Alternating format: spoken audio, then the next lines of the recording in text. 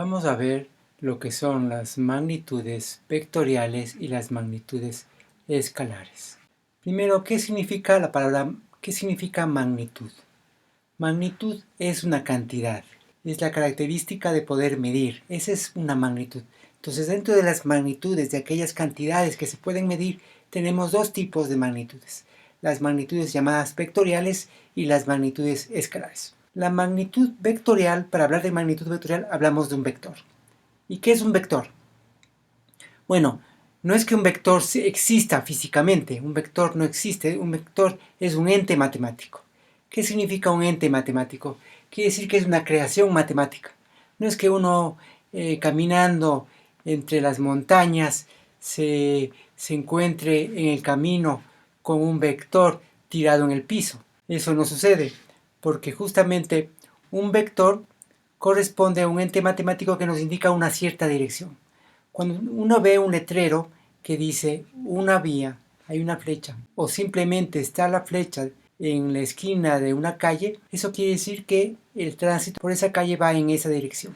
Entonces, justamente un vector es un trazo matemático, ¿sí?, que nos da una magnitud o un módulo, o sea, una cantidad, un módulo y una dirección. Entonces tiene una medida y una dirección. En física se habla de magnitudes vectoriales y magnitudes escalares. Entonces las magnitudes vectoriales son aquellas que tienen una dirección, por eso está dado por una flechita.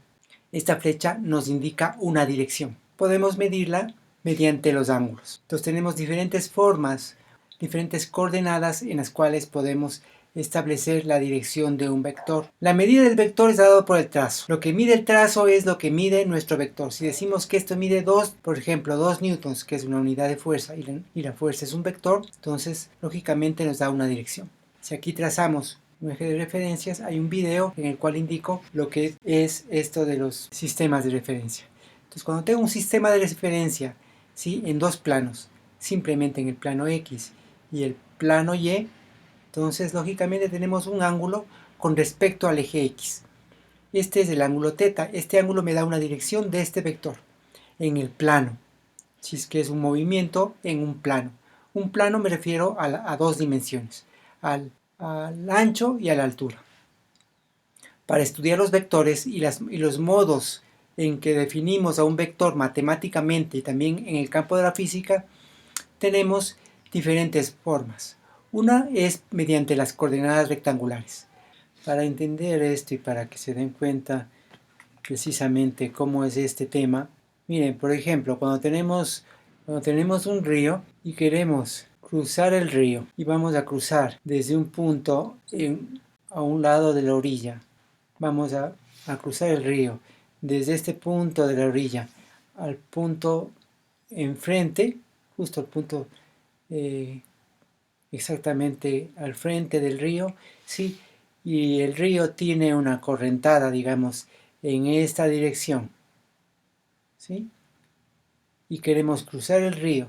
Si nosotros nadamos en dirección del frente, ¿sí?, es decir, si nadamos hacia acá, la correntada del río nos va a llevar hacia acá. Es decir, cuando tenemos este vector que está en esta dirección, más este vector que está en esta dirección, nuestro vector resultante va a ser un vector diagonal, ¿sí? Es decir, este vector también lo podemos descomponer en estos dos vectores, porque al sumar estos dos vectores obtenemos este vector.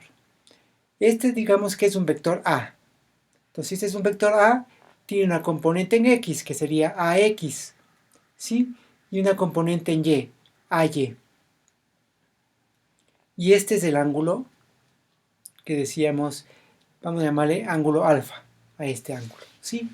Entonces, para determinar las componentes rectangulares, si sabemos la magnitud de este vector, como en este caso de acá, que teníamos que era de 2 newtons, ¿sí? Si decimos que ese vector es de 2 newtons, por ejemplo, y este ángulo digamos que es de 30 grados, entonces podemos determinar cuáles son los valores de sus componentes rectangulares. ¿Para qué me sirve descomponer en sus componentes rectangulares? Para poder sumar y restar vectores. Por ejemplo, si yo tengo un objeto, ¿sí?, y alguien tira para acá con una fuerza de 5 newtons y otro tira en sentido contrario con una fuerza de 2 newtons, podemos decir que este objeto se va a mover acá con la diferencia de los dos, es decir, con 3 newtons, porque 5 menos 2 me da 3 newtons. Entonces podemos decir que un vector resultante es igual a la suma de sus vectores, de sus componentes. ¿Sí? De igual manera, de esta manera podemos determinar este vector. Pero aquí tenemos un triángulo rectángulo. Y como tenemos un triángulo rectángulo, podemos utilizar funciones trigonométricas. En física, básicamente, utilizamos las tres funciones fundamentales, digamos, de seno del ángulo, coseno del ángulo y la tangente del ángulo. El seno del ángulo, ustedes recordarán que es igual a cateto opuesto sobre hipotenusa. El coseno es cateto adyacente sobre hipotenusa. Y la tangente es cateto opuesto sobre cateto adyacente. Entonces, para determinar las componentes, si utilizo, por ejemplo, en este ángulo de acá, ¿sí?, voy a borrar todo esto porque para que me pueda permitir resolver más adecuadamente, vamos a borrar y voy a quedarme solamente con eso, ¿sí? Cuando tengo, y voy a mover esto de acá, le voy a mover hacia acá. De esa manera yo puedo determinar de mejor manera, ¿sí? Si yo digo que esto mide 2 newtons, o sea, el vector A mide 2 newtons, ¿sí?, y tiene un ángulo alfa que es de 30 grados, ¿sí?, de 30 grados, entonces podría decir que el seno de los 30 grados va a ser igual al cateto opuesto. Este va a ser el cateto opuesto. Pero fíjense en que este cateto opuesto equivale a este valor de acá.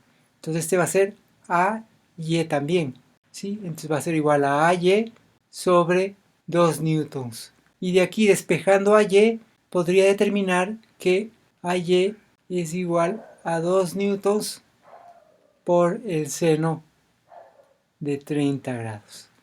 Lo que me da como resultado que AY es igual a 1 newton, ¿sí? De igual manera puedo determinar la componente en x. Entonces tenemos que AX es igual a 2 newtons por el coseno de 30 grados. Entonces AX es igual, entonces tenemos que AX es igual a 1,73 newtons. Entonces podría decir que mi vector A, para denotar a un vector le ponemos con la flechita, ¿no?, sobre el vector. En X 1,73, ¿sí?, aquí usamos el punto y coma, y en Y vale 1, y acá ponemos las unidades, ¿no? Este sería un modo mediante sus coordenadas rectangulares. Existe otro modo en que utilizamos las letras I y J. Entonces también decimos que el vector A es igual a 1,73 y una flechita encima de la I más 1J. Entonces de esta manera puedo definir a un vector en sus componentes rectangulares, ¿sí?, tanto de este modo como de este otro modo. Aquí me falta poner justamente las unidades. Entonces pongo aquí esto y aquí pongo newtons. De ese modo puedo definir a un vector A. Muy bien. Ahora decíamos que un modo es mediante las coordenadas rectangulares. Otro modo es indicando simplemente el módulo del vector, ¿sí?, este vector. Y tengo sus coordenadas rectangulares, es decir, el eje X y el eje Y, ¿sí?, y aquí tengo el ángulo θ. Entonces podría decir que este vector B está dada por el módulo B, punto y coma, y el ángulo. Este es otro modo. Este se llama coordenadas polares, ¿no? Entonces tenemos las coordenadas polares, que es el modo de definir a un vector, y las coordenadas rectangulares, que es tanto usando el paréntesis con los componentes en X y en Y, ¿no? Estas son coordenadas rectangulares.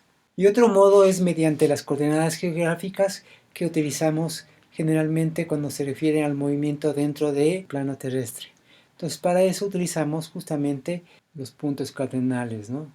Norte, sur, este y oeste. Digamos que este es el vector.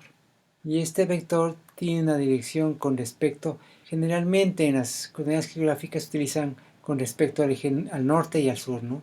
Digamos que este ángulo es el ángulo θ. Y este es un vector C.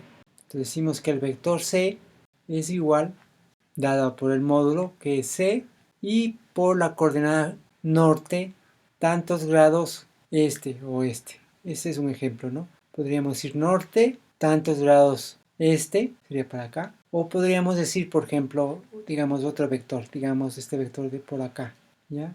Este es el vector D. Entonces el vector D es y acá digamos que es el ángulo, phi. Entonces diríamos que es al módulo de, cuando no ponemos flechita nos referimos solamente al módulo, cuánto mide el vector. Cuando ponemos flecha nos referimos a todo el vector, es decir, que tiene el módulo y la dirección. Este es el módulo. Aunque esa D más parece O, voy a cambiarle, voy a borrar esa, y voy a escribir una mejor D. Bueno, no tengo una muy buena letra, pero creo que sí se entiende, ¿ya? Y decimos sur, tantos grados oeste. Estos son todos los modos en que podemos definir a un vector.